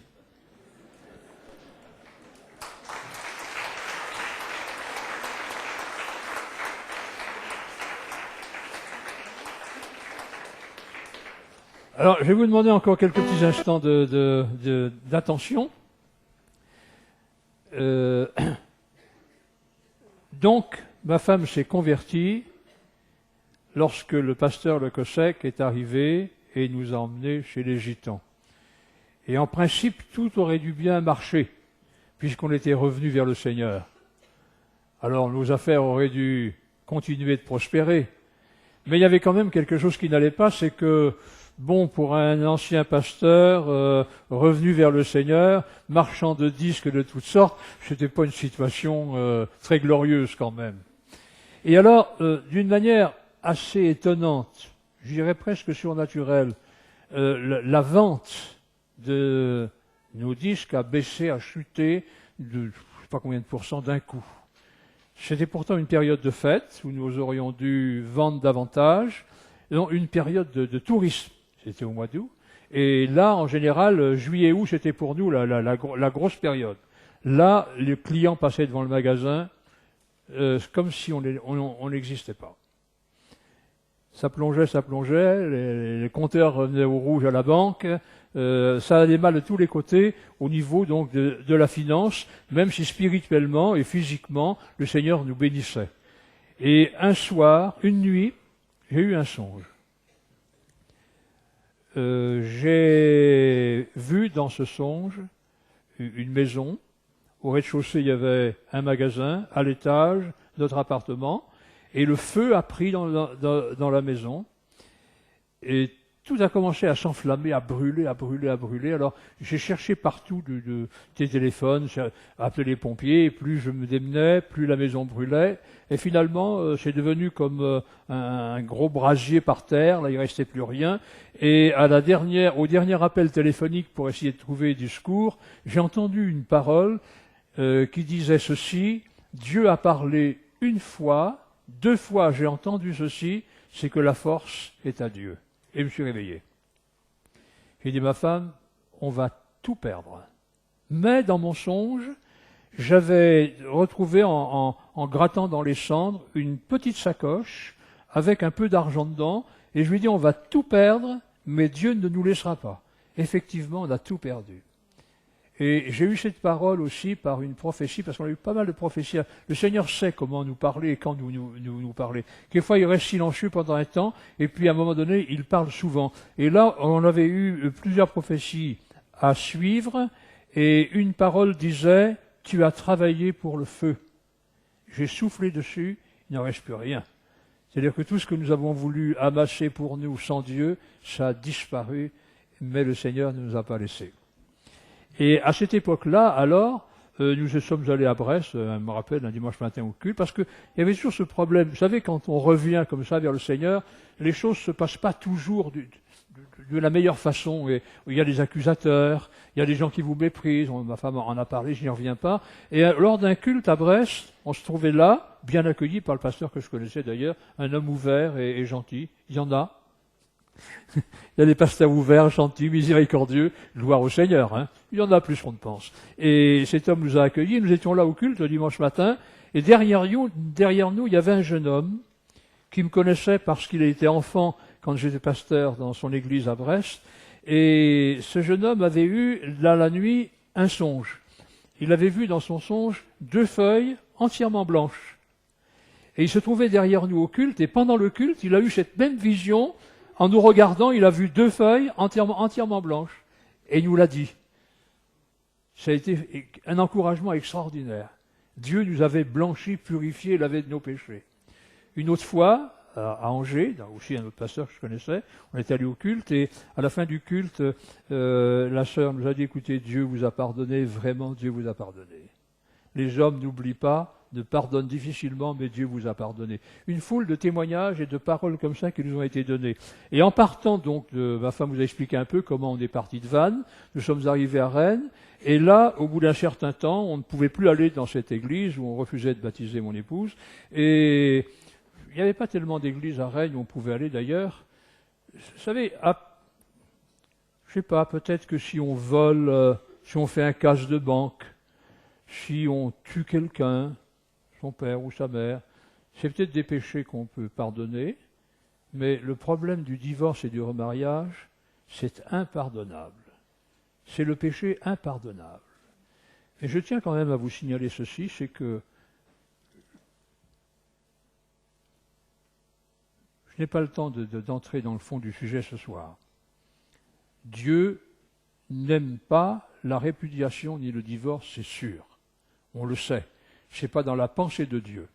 Mais le péché, quel qu'il soit, est pardonnable parce qu'il n'y a aucun péché que Dieu ne pardonne pas, sauf le blasphème contre le Saint-Esprit. Mais ça, c'est encore une autre histoire et il faudrait bien l'interpréter.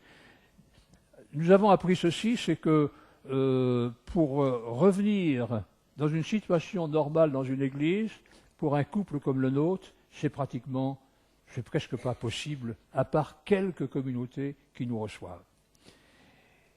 Et je voudrais vous parler maintenant rapidement, non pas seulement du pardon, mais de la restauration. Je crois que Dieu rétablit les gens qui sont tombés. Il les restaure. Il les remet à leur place. Il leur redonne ses dons. Il leur redonne. Il fait revivre ses dons en eux, parce qu'ils sont toujours là. Hein. Il fait revivre le ministère qu'il leur a donné.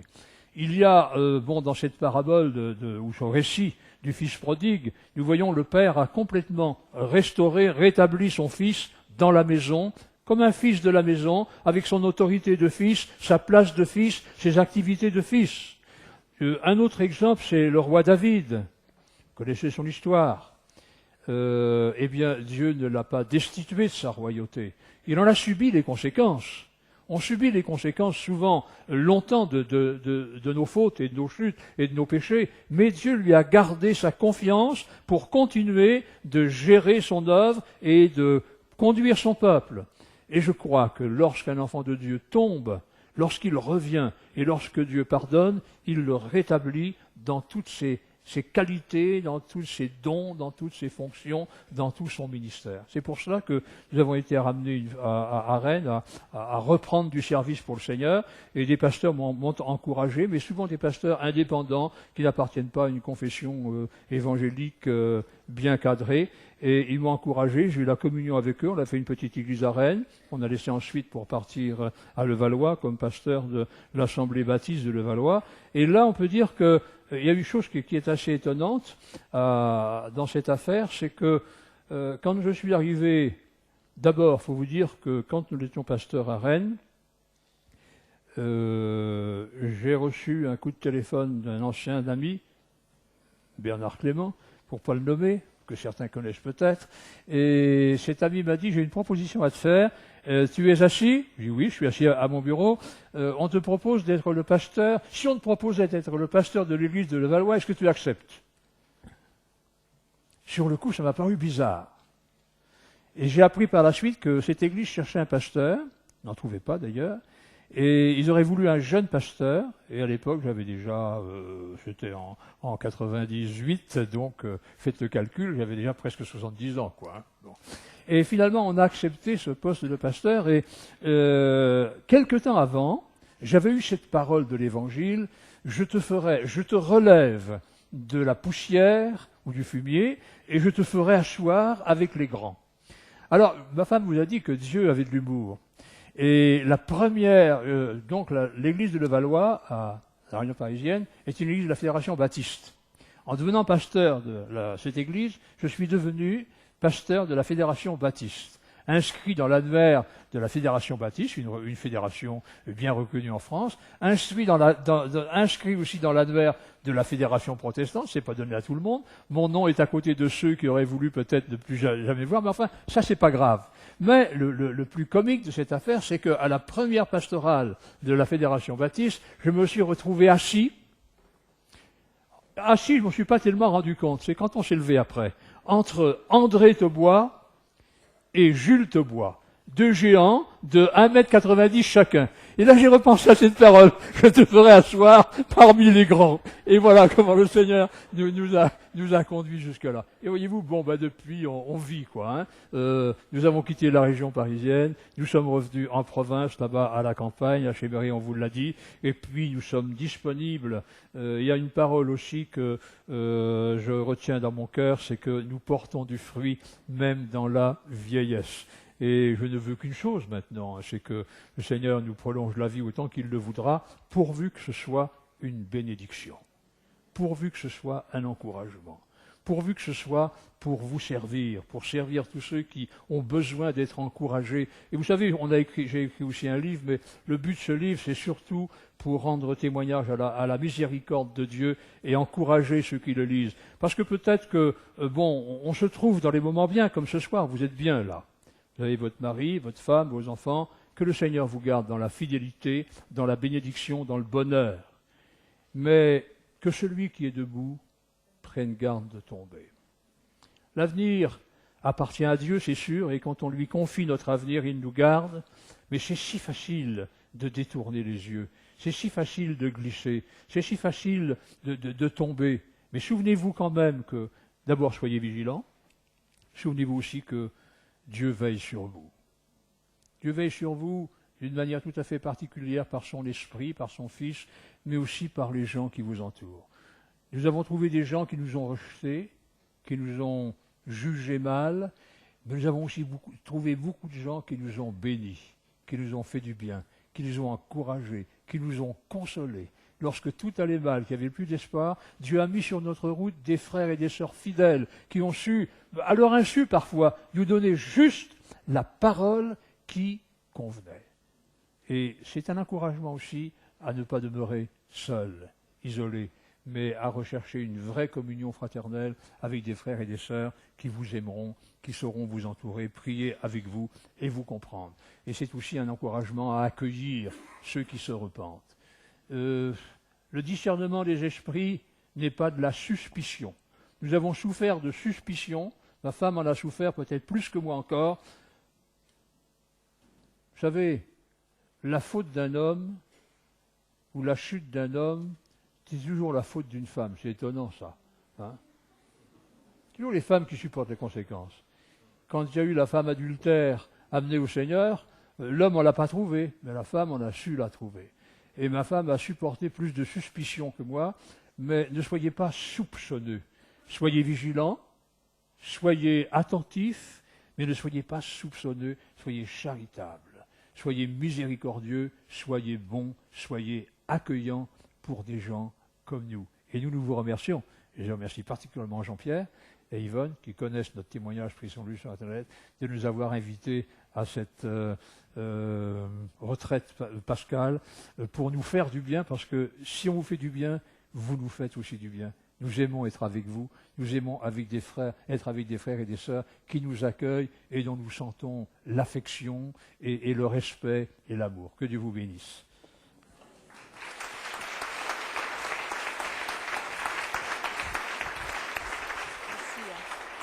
Seigneur.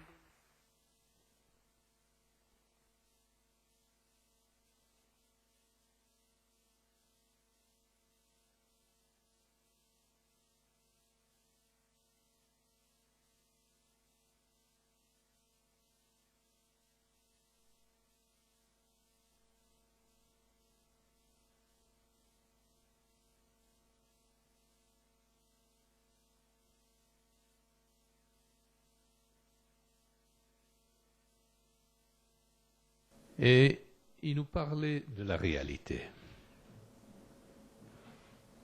Vous savez, dans notre contexte pentecôtiste, charismatique, c'est les rapports de victoire qui comptent. Tout est beau, tout est merveilleux, tout est fantastique. Alléluia ici, gloire à Dieu là, et c'est la surenchère souvent. Et on fait abstraction de beaucoup de souffrances qu'il y a souvent derrière les coulisses. Même dans les milieux des pasteurs. Et je te remercie beaucoup, Léopold et Yvonne, que vous nous avez expliqué honnêtement ce qui s'est passé. Et je pense que cette honnêteté, eh bien, elle doit revenir de nouveau dans le contexte de nos églises. Ça ne veut pas dire que maintenant on va glorifier le négativisme, qu'on va essayer de creuser absolument pour trouver du mauvais, des choses qui font mal, mais il faut admettre que la vie avec le Seigneur, elle est fantastique, elle est merveilleuse, mais elle n'est pas toujours facile. Et il y a des moments, il y a des instants qui sont sombres, qui sont durs. Et là, vous découvrez aussi, vous avez aussi découvert peut-être des choses, surtout aussi les jeunes, que vous ne pensiez pas que c'était possible.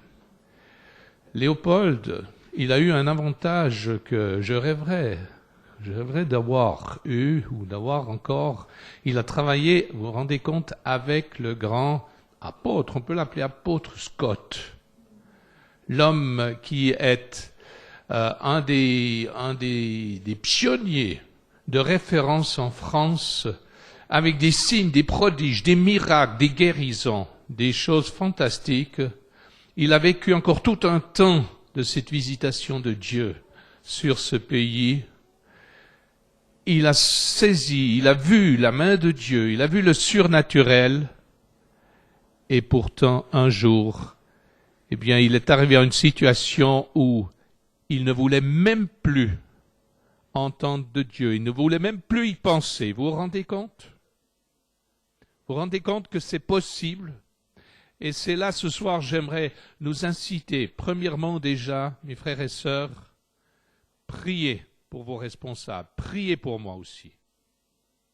Je suis aussi un homme comme tout le monde, et j'ai besoin de vos prières. Et chaque ancien a besoin de vos prières. Et chacun qui est quelque part en responsabilité a besoin des prières du peuple de Dieu. Les pasteurs, même les plus haut placés, ils ont besoin réellement de la grâce de Dieu.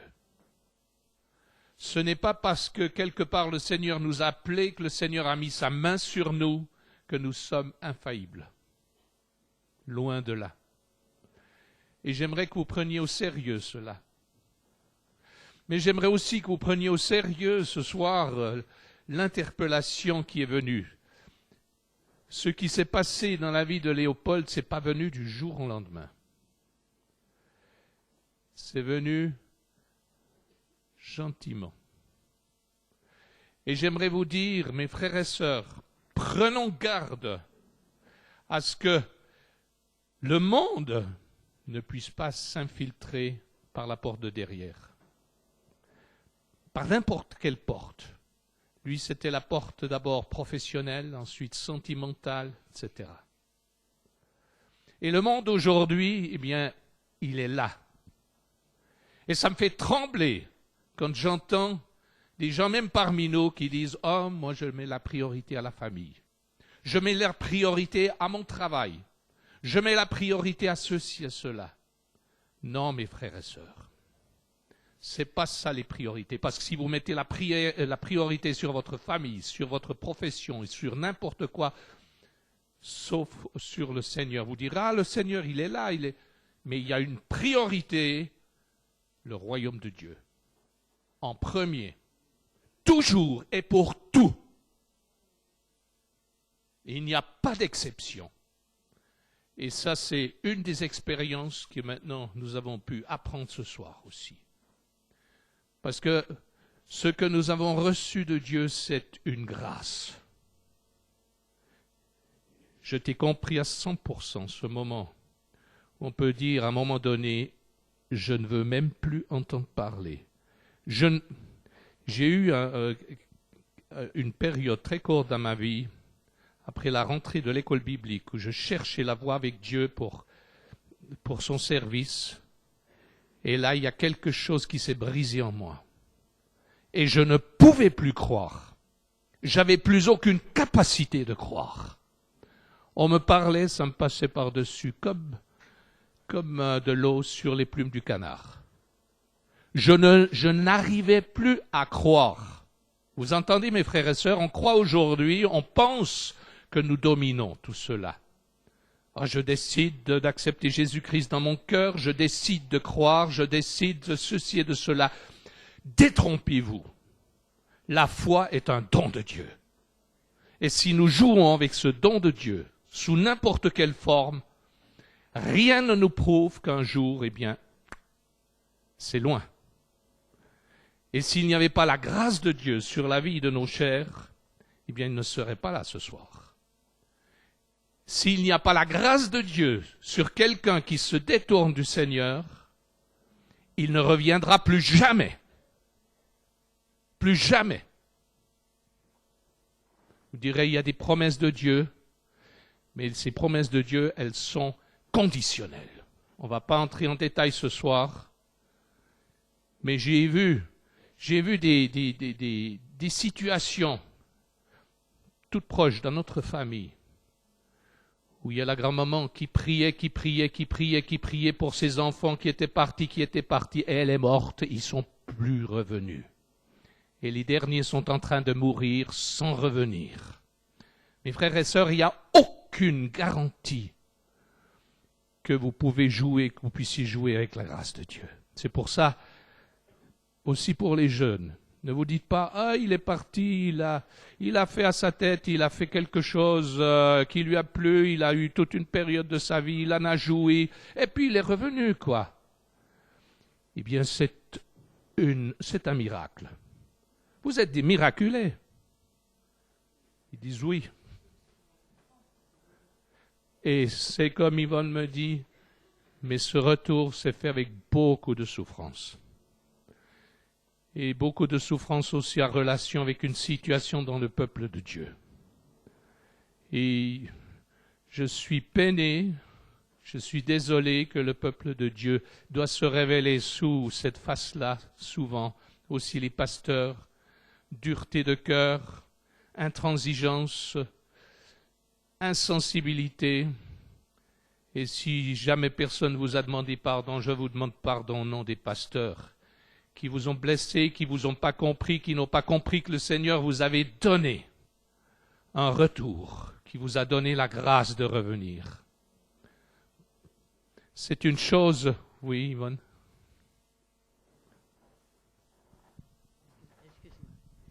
Je tiens quand même à vous dire que j'ai pardonné à tous ces pasteurs. Je n'ai pas gardé d'amertume dans le cœur, parce que sinon je ne pourrais pas vivre. Je leur ai pardonné, ils étaient en droit de me refuser de me baptiser, ils étaient en droit de nous refuser dans leur église, je les comprends parfaitement, mais je leur ai pardonné. Merci. Mais en attendant, c'est vrai donc, il y a une problématique. C'est quand on veut être pur avec la parole de Dieu, eh bien, il faut aussi faire attention pour qu'on ne devienne pas dur en utilisant la parole de Dieu. Pur et dur. Pur, oui, mais pas dur. Sensible, attentif aux réalités, à la souffrance. Et c'est ce que je demande à nous tous, mes chers frères et sœurs. Nous avons une ligne dans cette œuvre. Nous avons une direction dans cette œuvre, mais apprenons à être miséricordieux. Miséricordieux, sensible, et que le Seigneur puisse nous donner cette transformation dans notre cœur qui va aussi en direction de la sanctification. Et je suis très heureux que vous soyez parmi nous,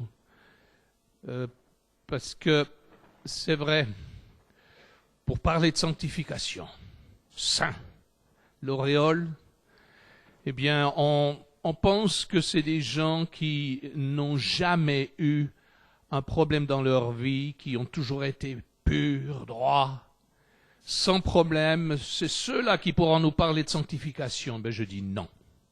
Ici, nous avons pu recevoir, et nous recevrons encore votre témoignage, ton témoignage, Léopold, dimanche, sur ce que tu as nous apporté au niveau de l'implication professionnelle. Donc, ne manquez pas non plus ce que nous avons dimanche avec le titre, donc, carrière pour moi ou pour lui.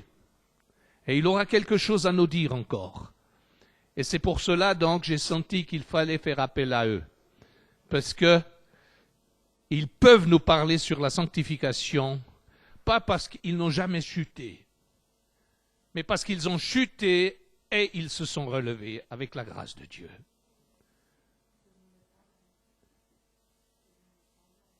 Et ceux-ci, avec ça, donc, ils sont capables de nous dire, ça, faites comme ça, mais là, faites pas comme cela. Et je pense, mes frères et sœurs, qu'on est en train de faire une très bonne expérience. Merci beaucoup, beaucoup. On vous aime, on vous apprécie, et j'aimerais encore une fois qu'on vous applaudisse.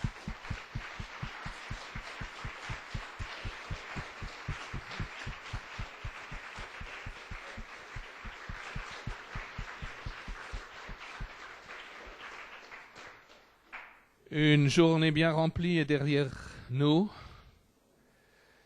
Il y en a une autre qui nous attend demain. J'inviterai tout le monde à revenir, jeunes et vieux. Demain, c'est dans la prolongation de cette thématique saint dans un monde malsain.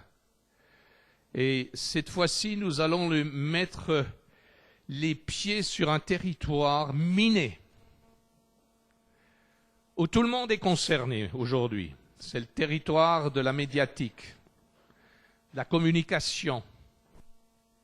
Et je suis heureux de pouvoir saluer la présence maintenant parmi nous de Nicolas et Sandrine Tiarapika. Est-ce que vous pouvez peut-être quand même vous lever?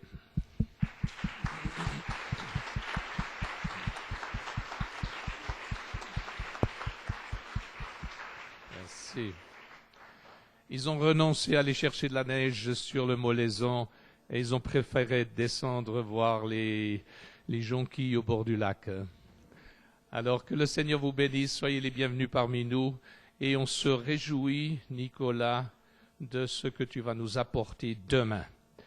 Il va nous parler de ce défi, parce que c'est un défi de vivre saintement dans ce monde dans lequel nous vivons actuellement. Et il va nous parler sur les médias, ces moyens de communication, ces vecteurs de communication qui sont Internet, qui sont la télévision, etc. C'est un homme du terrain. C'est un homme qui pourra nous dire, voilà ce qu'on peut faire, voilà avec ces outils, voilà ce qu'on peut faire. 800 millions de spectateurs potentiels, si vous mettez sur le net, comme nous, on est là ce soir. 800 millions, potentiellement 800 millions de personnes peuvent nous écouter là. Vous vous rendez compte? Ce défi. Et on devrait dire, oh non, on va se retirer dans notre petite coquille évangélique. On ne veut pas toucher à cela. Mais au moment où on touche à cela, eh bien, il y a de la dynamite. Il y a quelque chose derrière tout cela parce que derrière cela, il peut y avoir un qui vous guette. Un clic de trop et c'en est fait de votre âme. Et Nicolas va nous en parler demain. C'est un défi pour notre jeunesse, mais c'est aussi un défi pour nous, Église, qui nous tenons derrière notre jeunesse. Et on pourra, le soir, il va nous parler, il va nous donner aussi une partie de son témoignage, mais avec cette thématique, la médiatique, les médias, piège ou bénédiction. Ça peut être les deux. Alors, rentrez en paix à la maison, que le Seigneur maintenant nous accorde une bonne nuit de repos, mais revenez demain. Nous vivons des temps importants. Nous vivons des temps essentiels. Nous croyons que le Seigneur est à la porte, mais nous croyons qu'il veut encore utiliser les dernières heures qui resteront peut-être afin que le monde sache qu'il y a un Dieu et que notre Dieu vit. Est-ce qu'on peut tous dire Amen? Amen. Seigneur, nous te remercions pour cette journée, nous te remercions pour ta grâce que tu nous as accordée de nous parler. Nous avons entendu, Seigneur, Nos cœurs ont été touchés. Et je te prie maintenant, Seigneur, que tu nous prépares pour la journée de demain, que tu accordes à chacun une bonne nuit de repos, une bonne rentrée et une bonne nuit de repos en ta présence, et que tu puisses continuer de nous parler, même durant cette nuit. Tout cela dans le beau nom de Jésus. Amen. Bonne rentrée.